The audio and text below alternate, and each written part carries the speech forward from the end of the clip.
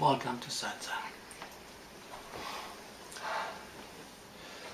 I'd like to ask you a question just because it's going to be the theme, okay, what we're going to discover today. And the question is this: what do you feel is the greatest barrier to spiritual awareness?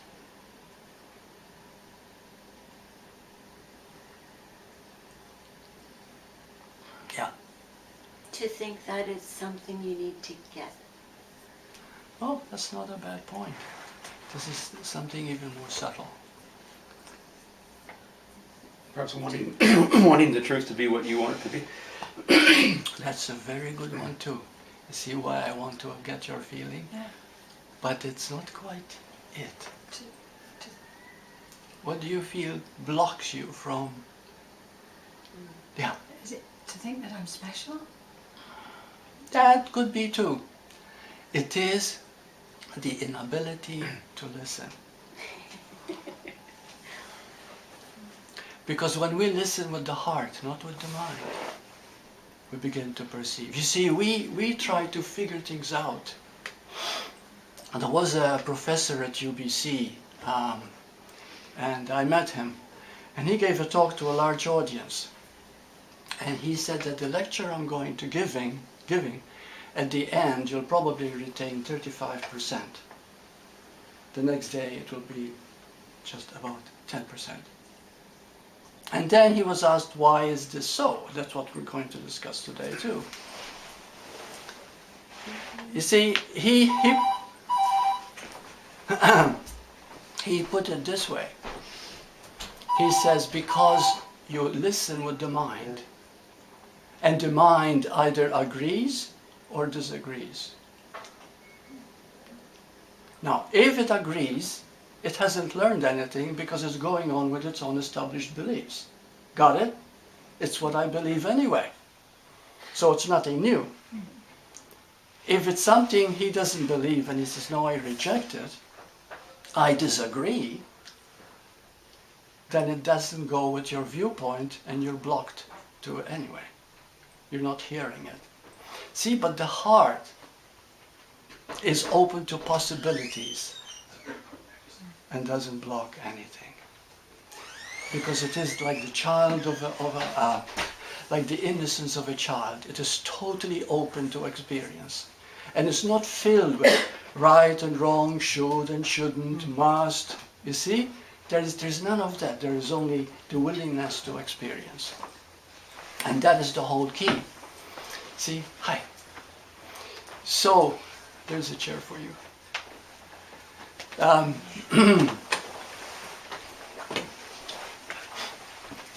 Hi. So this, we can explain it this way, okay? Why we listen with the mind instead of the heart. You are a human being. The human is individualized mind. The being is what we refer to as the heart, the very core and essence of you.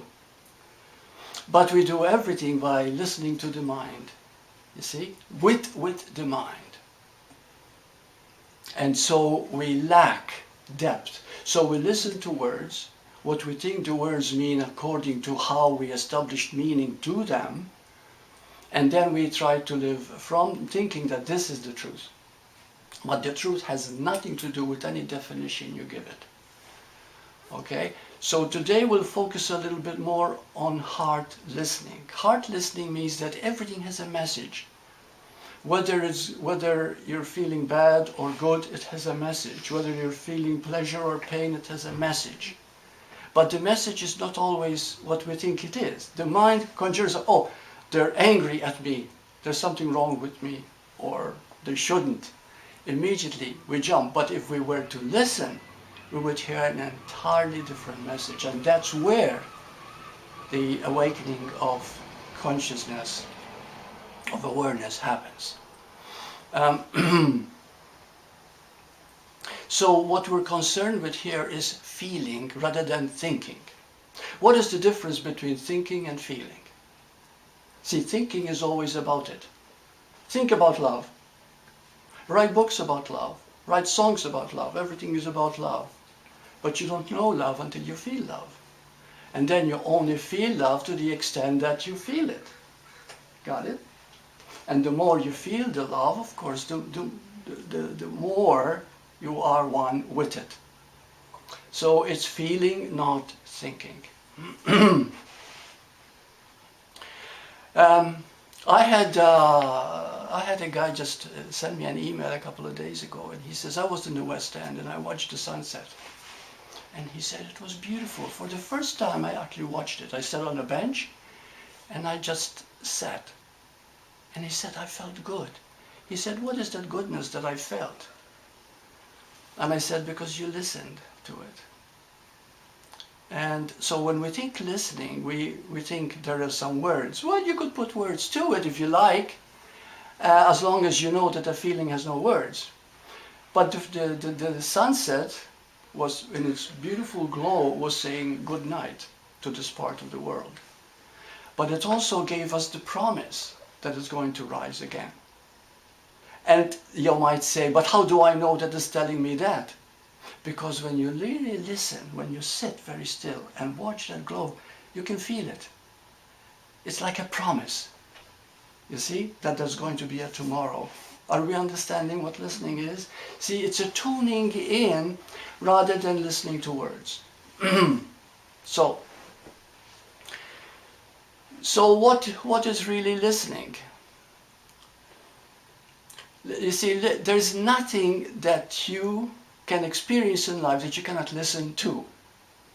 I studied psychology, but I put it aside after I had my so-called awakening experience. Because everything is talking to you. Everything. But the moment we define it as good or bad, right or wrong, should or shouldn't, the moment we put rules into it, our tradition makes us do so, our religions make us do so, our upbringing makes us do so, but the moment you put any rule the way you think it is, you stopped listening to it. You see, and the moment you stop listening, you stop growing. I get more people saying, why am I stuck? I've been doing this for years. I'm so stuck. This is what stuckness is. We stop listening. You see, because even if you're really listening and you say, I am stuck, what is that telling me? We listen to that. You see? So now we're going to learn a secret. The secret of listening, okay? And it's a word. And I would like you to really pay attention to this because it's very, very exciting. Okay? So as soon as you know this word, we'll apply it, okay? We'll apply it together here.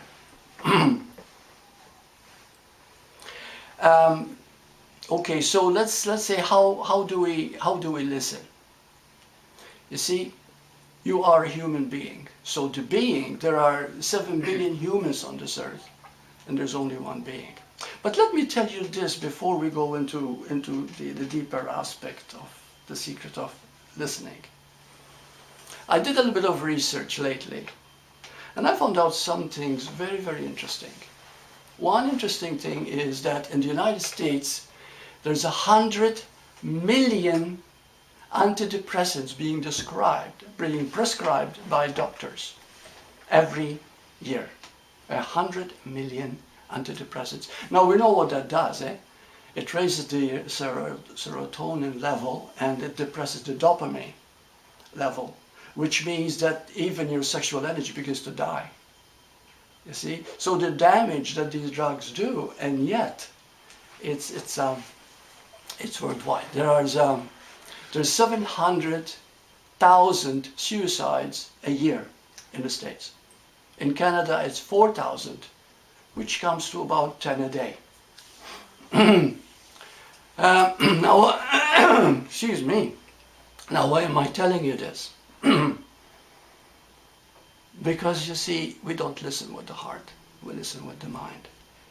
And when you listen to the mind all the time, you listen to what you've told yourself when you were young. If you weren't loved as a child, then I am unlovable. Then there's something wrong with me. See, and we put these thoughts into being, and we make them so real that we stop listening to the heart. And the moment you stop listening to the heart, something in you dies.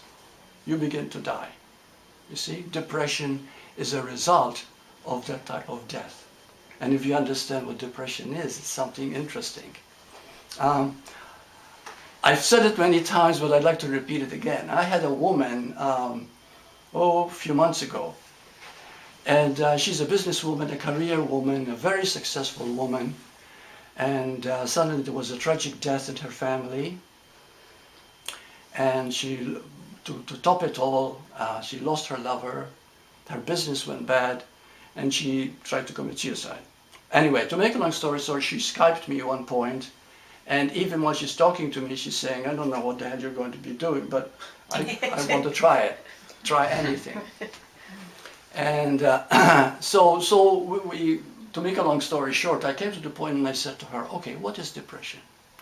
And then she started telling me the psychology books that read about depression. And I said, fine, that's interesting. I said, but what are you feeling?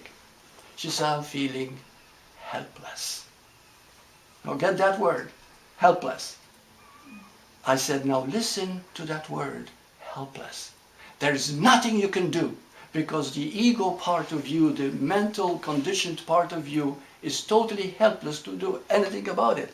There's nothing you can do. Oh, you can take drugs, you can go to doctors, you can be treated, but there's nothing really you can do. And anyway, so we finished the session. She was a very intelligent, bright woman, and I said to her, I said, now for homework, I want you to feel out this word. Really listen to this word. What does it mean to be helpless? So many times she felt like, what can I do? But then the word came, but I'm helpless to do anything. After 3 days later, she sent me an email and she said, my depression has gone completely. Completely healed. Now, I heard from her yesterday, now she's giving talks to depressed people about how to overcome depression by fully listening to everything that happens to us. You see? Because when you listen fully to something, without calling it bad or good, it teaches you something precious. Always. Now, here is the secret. Are you ready to hear it? The secret of listening? Oh, I'm so excited. Okay, the word is called connection. That's it. So you're either connecting or you're not connecting. And that's it. You see? And that is it. So whenever you are feeling bad, whenever you're feeling anxious, whenever you're feeling whatever, ask your heart very simply, and your heart will talk to you. Now, right now you're anxious, you're afraid, okay? Ask your heart right now, how do I prefer to feel instead of this? What will your heart say? How do I prefer to feel instead of this anxiety? What will your heart say? To be connected. I'm at peace. That's right. I prefer to feel good. I prefer to feel better. I prefer to feel whole. Okay? Why? Because that is your nature. See, that is who you are. It's as simple as that. So the heart will never let you down because the heart is the key point of your heavenly state, you know? Like it's our true home. You're always at home when there is an absence of self. You know what I mean, absence of self? Just like I mentioned one time, and I'd like to mention it again, because when we listen, we can hear it 10 times. Sometimes it takes 20 times to actually hear it. So there's a boy playing ball, and he's having fun. Okay, he's having so much fun, in fact, that he's won with the ball. Now his mother stops and asks him and says, are you having fun, dear? He stops to answer his mother. Where's the fun now?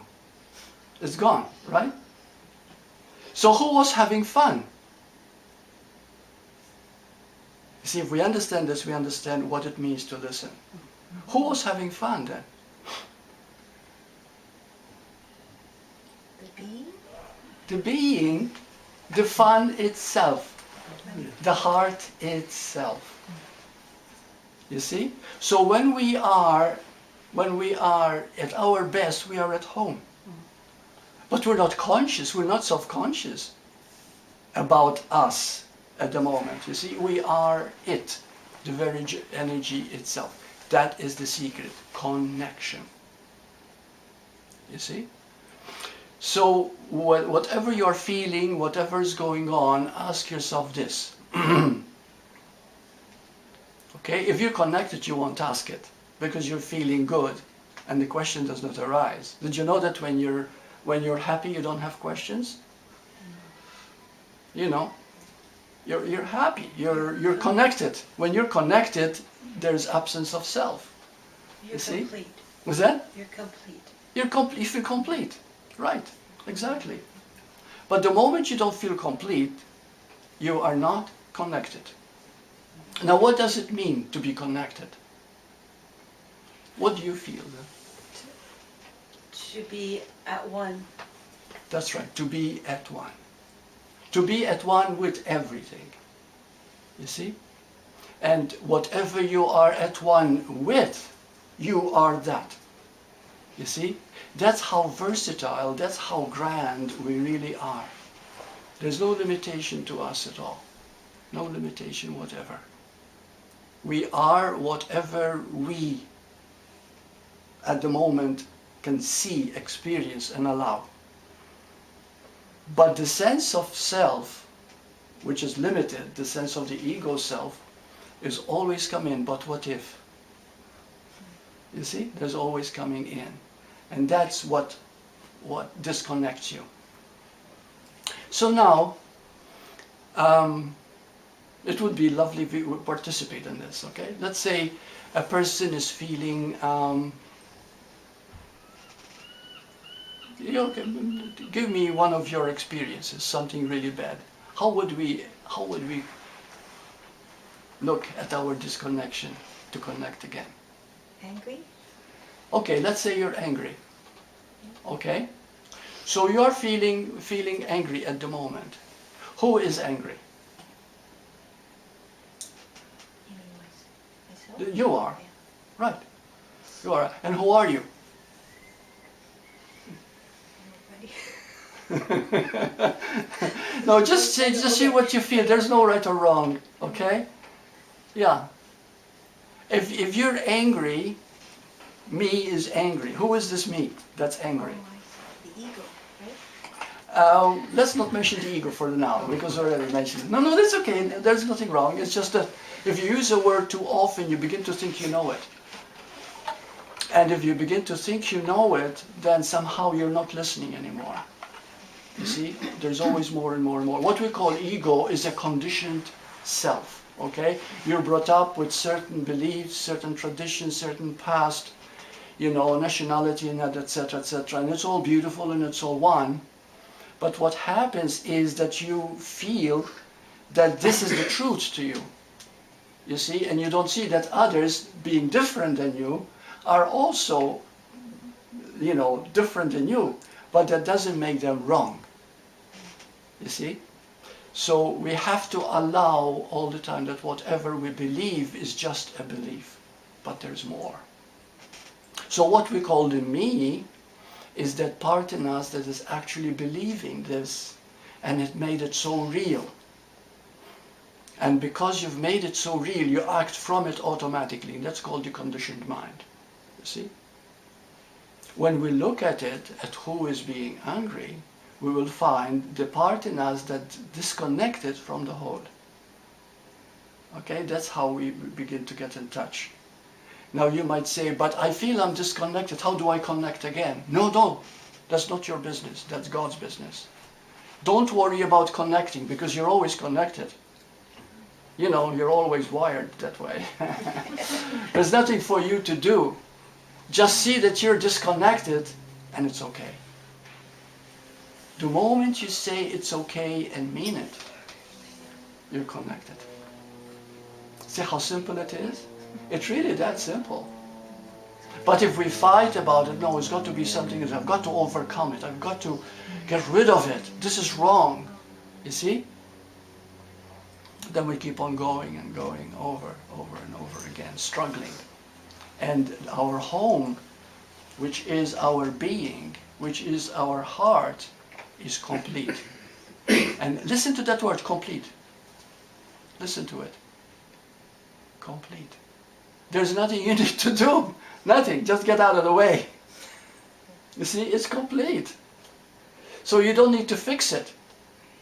You don't need to do anything.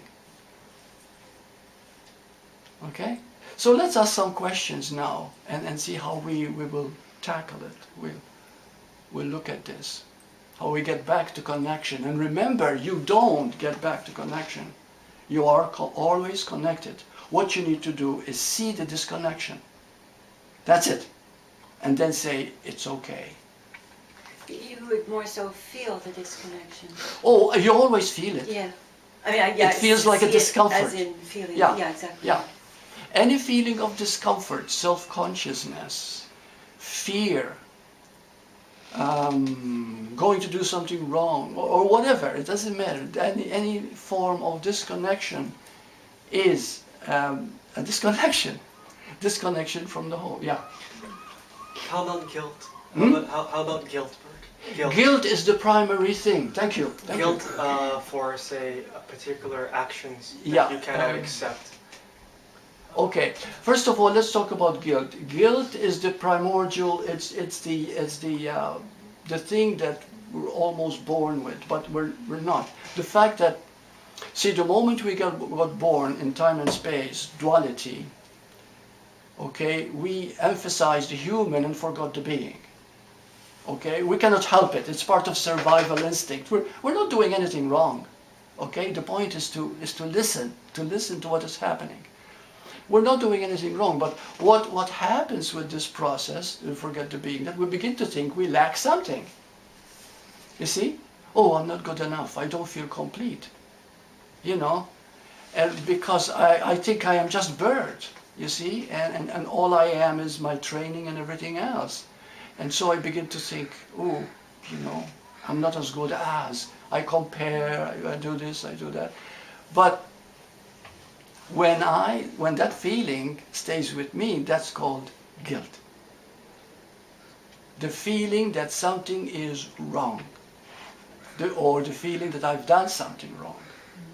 You see?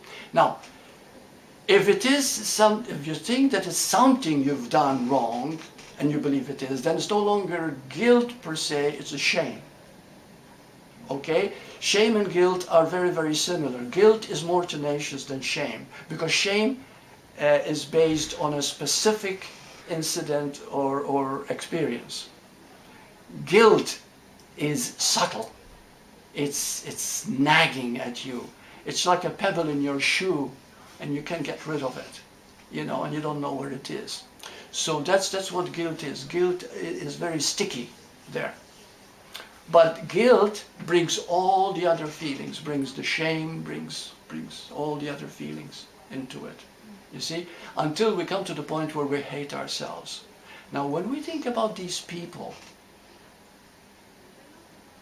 at one point in the United States it reached 1 million suicides in that 1 year, but I don't remember what year that was. Imagine, you know, the stress that most people live in. And what is stress? What is this stress? Worry? Worry? It's usually based on time. It is based on time, it is self-concern. It is total self-concern. What is going to happen to me, you know? And so we're so wrapped up into it, it becomes so dark, so menacing, that sometimes the only respite would be to commit suicide.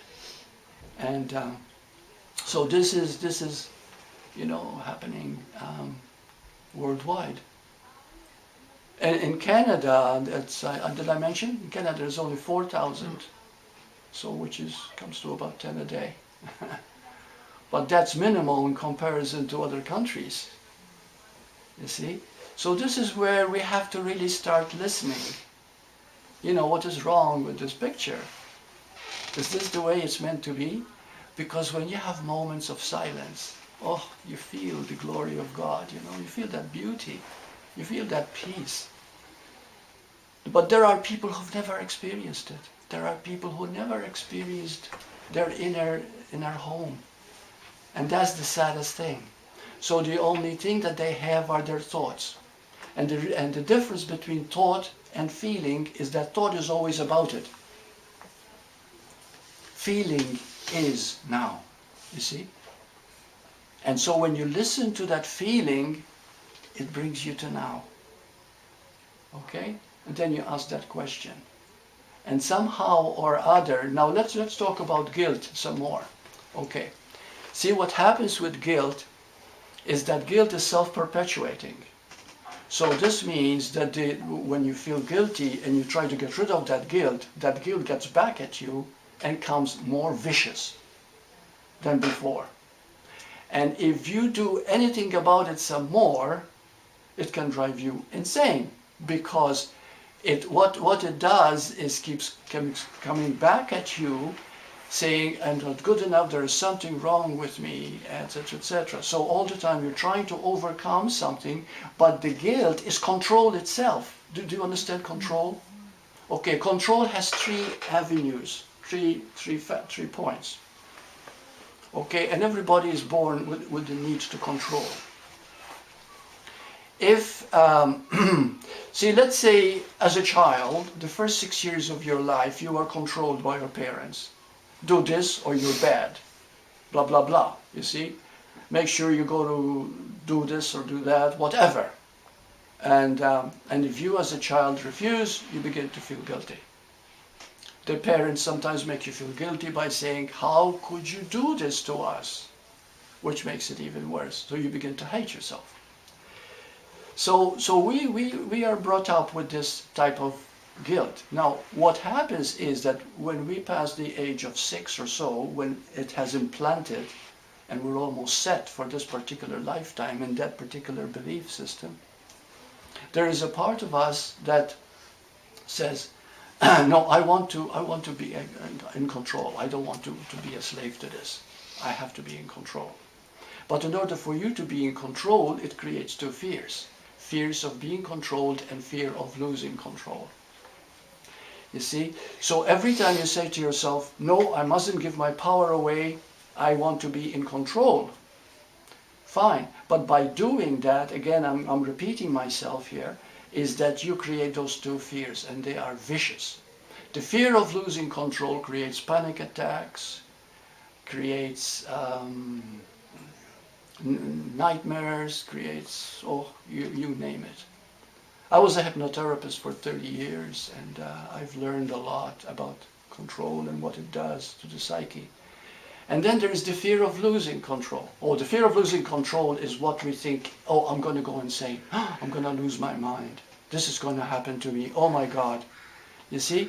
And then a part of us tries to control so that we don't do that, which makes it even more control. Okay? And that's how a form of insanity takes root.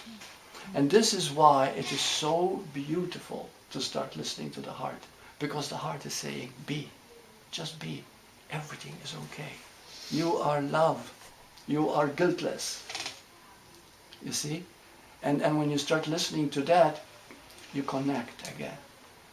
And to connect is so simple.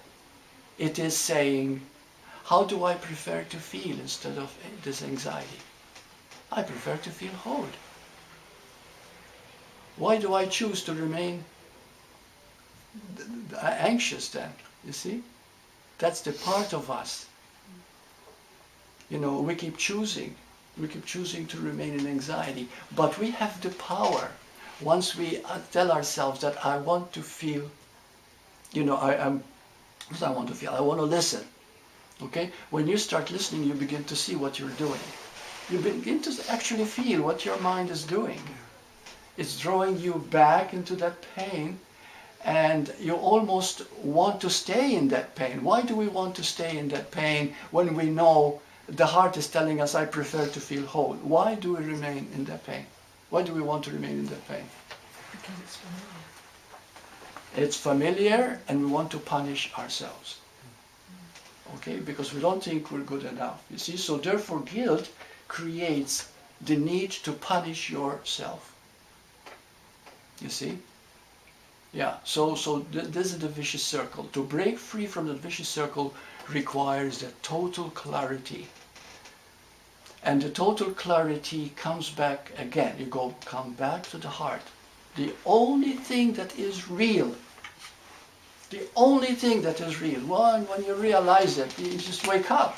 You know, waking up is not going to happen tomorrow. It could happen now as you listen. If you listen completely, this is waking up. You see? And waking up is simply to see that you are the very heart itself. You are the being itself. And you claim it at that moment. Oh, the mind will draw you back. Oh, but, I'm not good enough, but there's something wrong. Oh, stop. I'm connected. You see? And if your drive is strong enough, if your love of truth is strong enough, you begin to see slowly that the heart is the only truth that you have. You think all these maladies that we have, emotional problems, are real? How could they be real?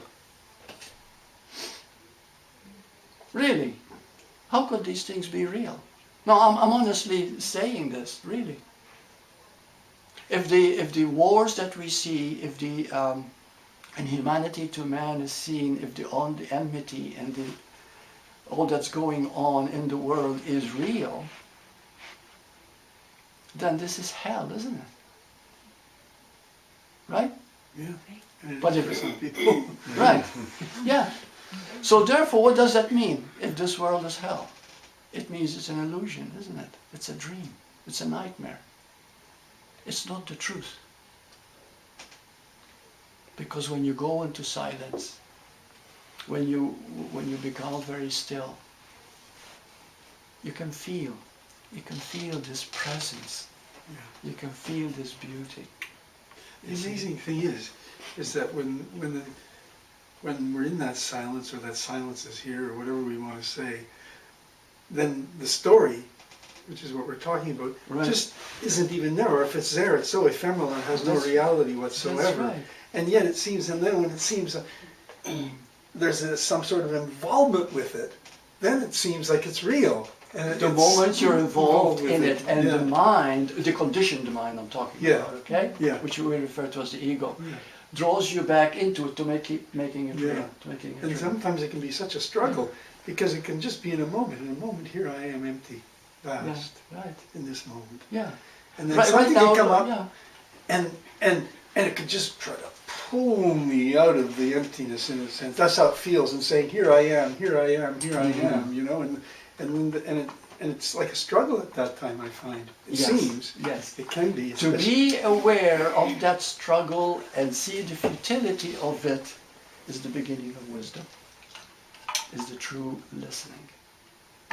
To start seeing that that pull to insanity is not what you are about.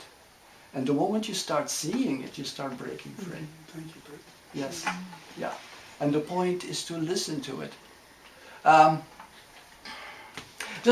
Quite some time ago, I had a man, and everything was going wrong in his marriage, alienated from his children. His wife was wanting a divorce. He was an alcoholic. His life was a total mess. He knew nothing about spirituality.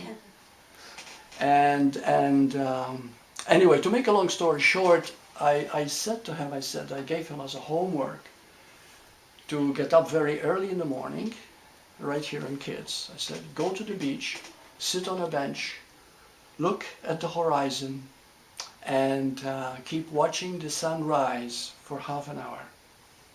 And he said, that's it? And I said, do it. Okay?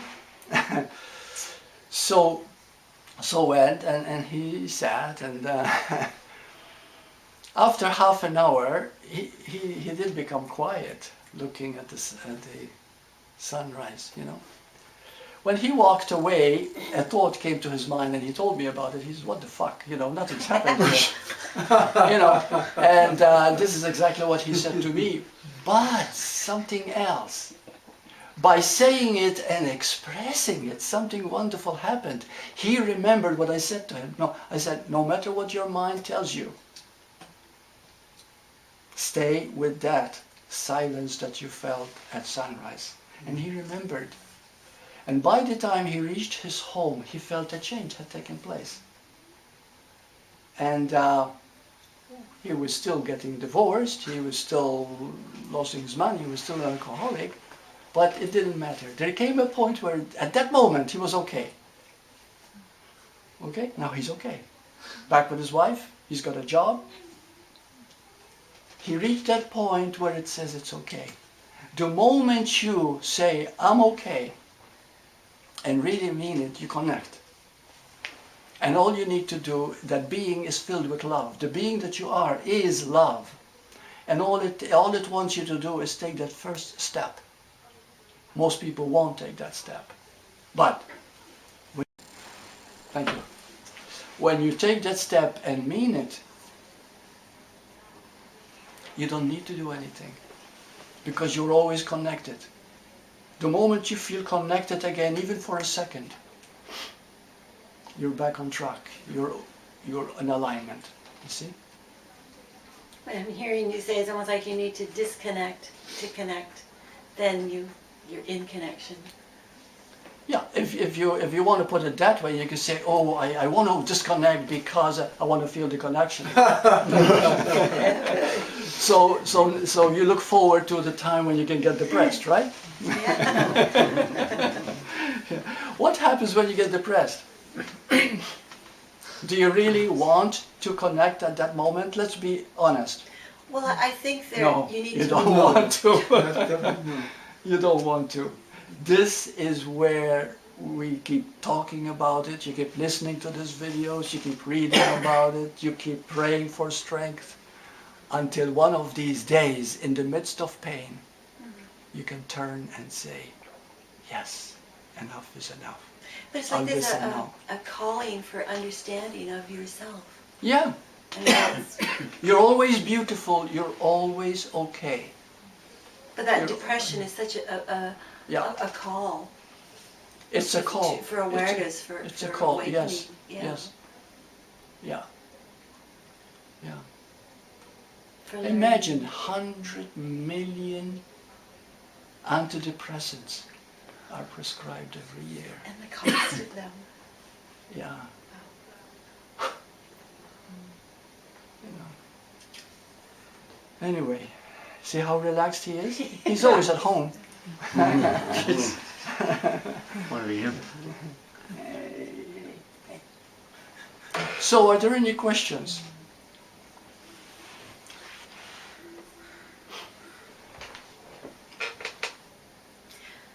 I have a question. It's about connection. And if it starts within,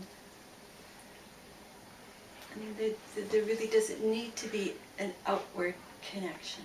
There's no such thing as outward or Well, inward. outward, I guess, more, it would probably just be an expression of that. An expression of that, It wouldn't yes. be Yes. a connection. Yes. It's like an Yes. expression. Yeah. All you need to do is deal with it now. The rest is taken care of, outside, inside, with whatever. It's all one. Everything is just one. You're everywhere and nowhere at the same time. How many of you understand that? You're everywhere and nowhere at the same time. Yeah. That's the connection. And in that connection, nothing matters. No, Because you're not making it into something. you're not making it into anything. So it doesn't matter. No, it doesn't matter, but you're in love with everything. Yes. I was going to say, in some ways, everything matters too. Everything, well, that's the paradox. Yeah. When nothing matters, then everything matters. Yeah. Yes. Yeah. Yes, of course. Yeah. Are we living in a dream right now? Yes. Yeah. Yeah. And that we create this dream? Yes. The mind does. Yes. The individualized mind. Yeah. There's a difference between universal mind and the individualized mind. Okay. The world that we live in is a dream. Yeah. Is a dream. And if you want to know how much of a dream it is, go to an insane asylum, go into a mental home, and you will see. You know.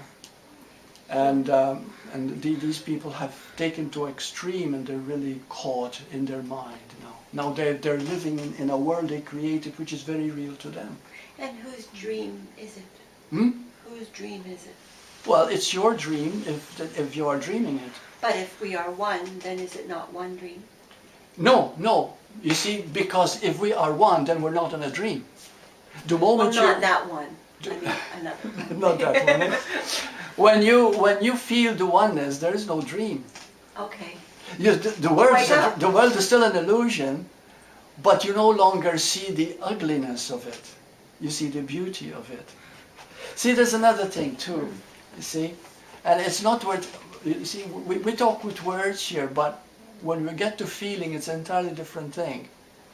You see, when somebody is going to attack you, and you fear for your life, and they look menacing, to you they're very ugly.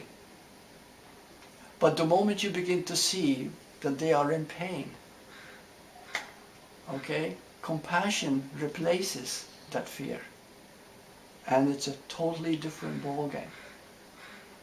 You see totally different. You see, most people are like children, people who are very disturbed mentally. You see them as children, disturbed children. And you don't take it seriously, but you do everything in your power to help them, because to them it's very real. That's where compassion comes in. You see? Because many people write me and they say, but Burt, they say, if you become detached because you see it's all a dream, what about people who are really suffering? You mean you ignore them? You are detached from them? So no. Because you also see that to them it is real. You see? So that's where the understanding comes in. That's where the compassion comes in. So what I'm saying is that you can live in the dream but not be of the dream. Jesus said that. Be in the world, but not Said of the I am world. in the world, but I am not of the world. You see? And he was filled with love. He only saw beauty. He only saw perfect people. You see? So this is the point of beginning to see the truth beyond the shadow. You know, the sky is filled with clouds and there seems to be no sun. But you know very well that the sun is always there. You see, it's only the clouds that are hiding it. So it doesn't matter. Burt, how can I realize this in my direct experience? How can I see that this is a dream, for example? You cannot try to see it as a dream, because the one who's trying to see it as a dream is the dream itself. Okay, I'm not trying to be facetious here. So in other words, you cannot try to do something, but what you can do is listen and feel. You see, and it will start to come by itself. There's a technique that I've been bringing to people in every satsang, and I've done it in the last 5 satsangs, and I'd like to do it again today. And I call it alert listening. It increases sensitivity, it increases immense listening capability, and increases your love in a way you never dreamed possible. You start falling in love with everyone. You start making love everywhere.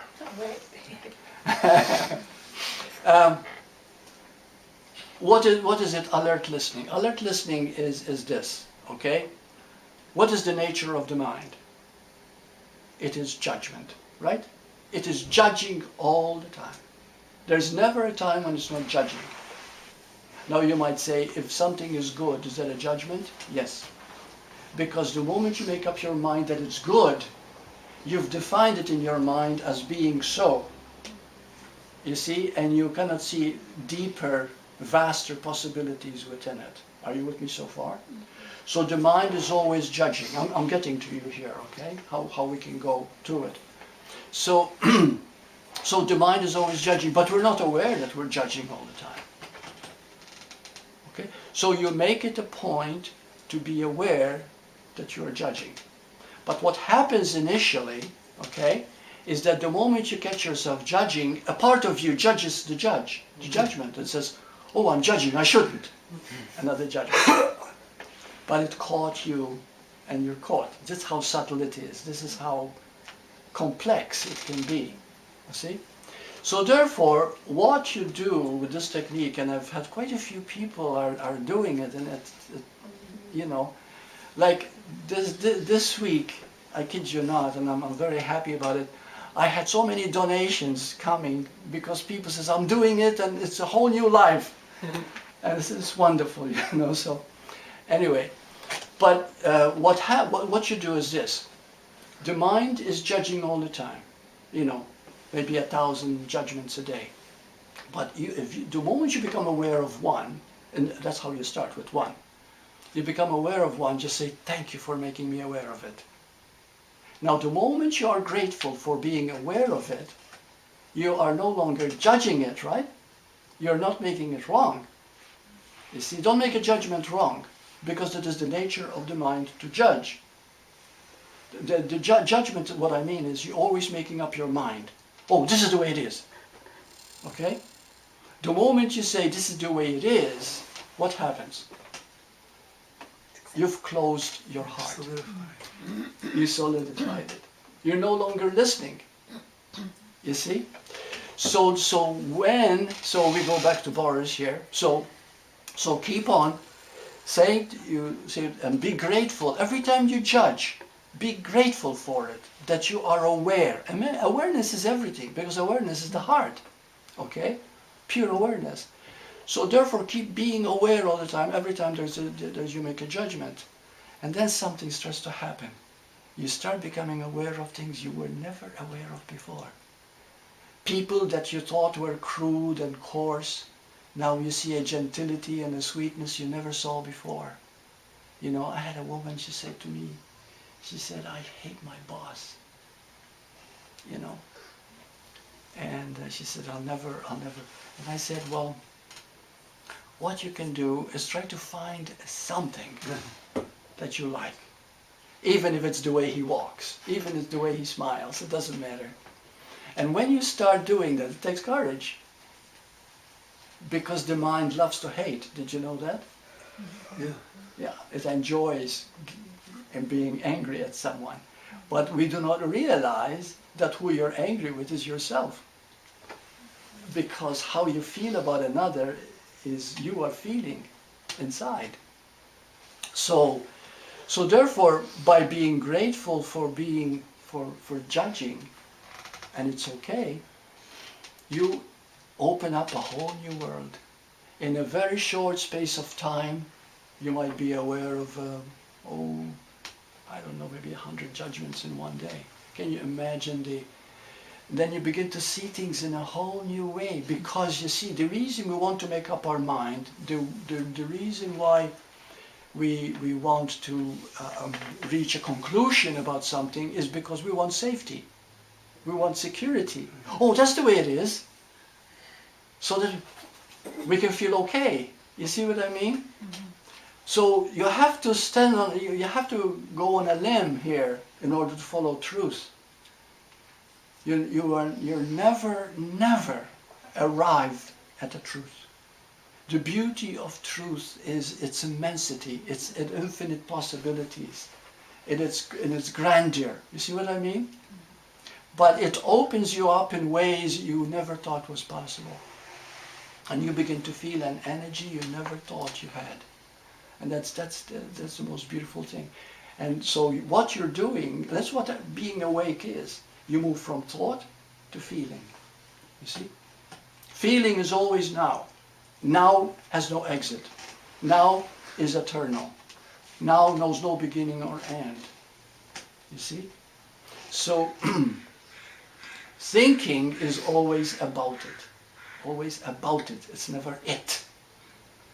So when you keep going back to feeling, see that everything is connected and has no margin, has no frame, has no periphery. How do you say it? Has no boundary. Yeah, boundary. Right. You see, and when you see that there's no boundary, can you imagine how you start looking at people now in a whole new way? How beautiful everybody is, the possibilities, you know? And it doesn't mean you stop judging, but the judging starts shifting.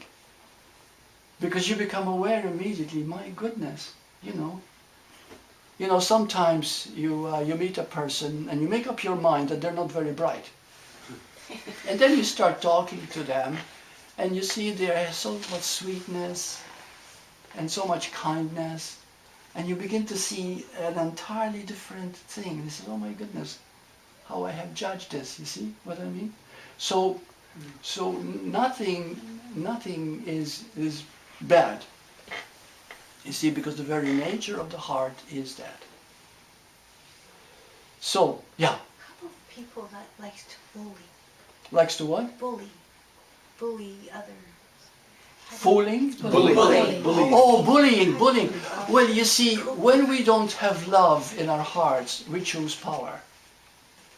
Okay? For example, Saddam Hussein, when he was in his mother's womb, his mother, with a big stomach, started banging herself against the wall to abort him. And when he was born, she actually said, "I hate you," to the child.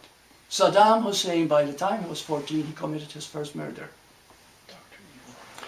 When he was older, he wanted to become president of the country. You know how he did that? Taking a gun, going over to the actual president and says, "Now you're going to name me president or I'll kill you and I'll kill your family." Well, at least that's what I read the story, okay? I wasn't there. But what I'm trying to say is it was all control. What am I getting at? He was born without love. His own mother hated him. So when you have no love, what do you turn to? Power. I'm going to have people afraid of me to respect me. You see?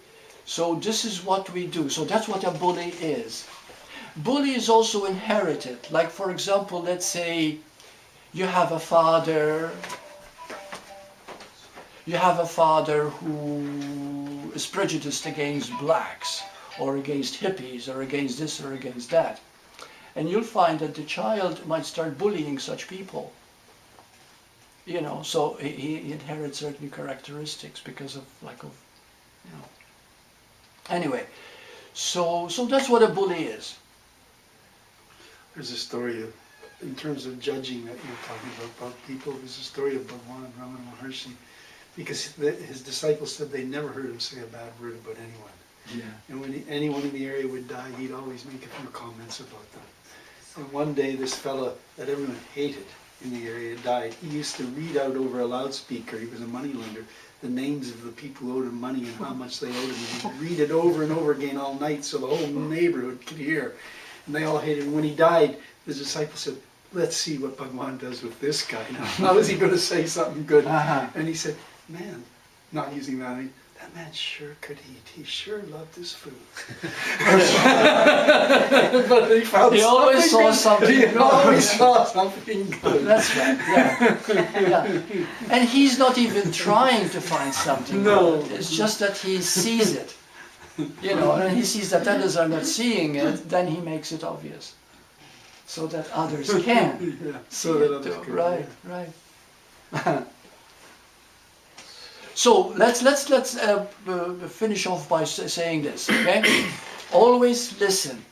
So no matter how you are feeling, whether it's an emotion, whether it's an action, whether it's a reaction, whether it's a thought, it doesn't matter what it is. You can listen to it and learn from it. The lessons of truth are everywhere. They're not in a church or in a Bible or in somewhere, okay? They are with you moment to moment. They are everywhere. Those, the lessons of life, is where you are at, you see? And they're all within you. So you listen to what is happening all the time.